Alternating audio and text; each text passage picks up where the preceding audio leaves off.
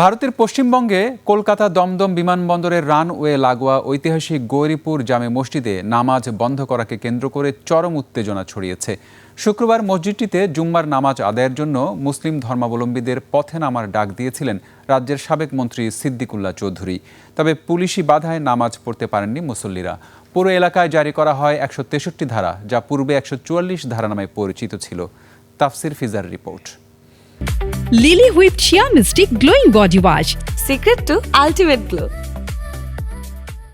ভারতের পশ্চিমবঙ্গ রাজ্য সরকার জাতীয় নিরাপত্তাকে অগ্রাধিকার দিয়ে কলকাতা বিমানবন্দরের অভ্যন্তরে গৌরীপুর জামে মসজিদে নামাজ পড়া বন্ধ করে দেয় গত মঙ্গলবার। সে সময় মুখ্যমন্ত্রী শুভেন্দু অধিকারী জানান, মসজিদটির কারণে রানওয়ের সম্প্রসারণের কাজ দীর্ঘদিন ধরে আটকে রয়েছে এবং এটি বিমানের ওঠানামার ক্ষেত্রেও বড় নিরাপত্তা ঝুঁকি তৈরি করেছে। আন্তর্জাতিক বিমানবন্দর এইখানে এইভাবে খুলে রাখা যায় না।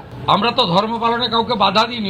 বন্ধের নির্দেশনা অগ্রাহ্য করে রাজ্যের প্রায় ১ কোটি মুসলিমকে জুম্মার নামাজে উপস্থিত হওয়ার আহ্বান জানান পশ্চিমবঙ্গের সাবেক মন্ত্রী সিদ্দিকুল্লাহ চৌধুরী। ১৩৬ বছরের পুরনো এই ঐতিহাসিক মসজিদের নামাজ বন্ধের সিদ্ধান্তের বিরুদ্ধে ডাক দেন শান্তিপূর্ণ প্রতিবাদের। ১ কোটি বাংলার মুসলমানকে অনুরোধ করছি,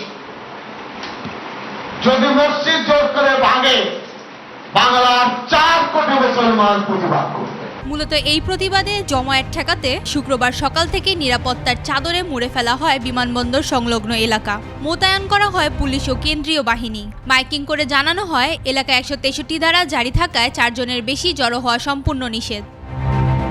দমদম বিমানবন্দরের দ্বিতীয় রানওয়ে থেকে এই মসজিদের দূরত্ব মাত্র ১৬৫ মিটার। তবে আন্তর্জাতিক বিমান চলাচল সুরক্ষা বিধি অনুযায়ী রানওয়ে থেকে যে কোনো কাঠামোর ন্যূনতম দূরত্ব ২৪০ মিটার হতে হবে।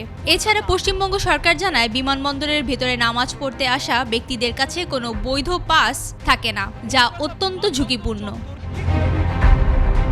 তাফসির ফিজা, একুশে টেলিভিশন।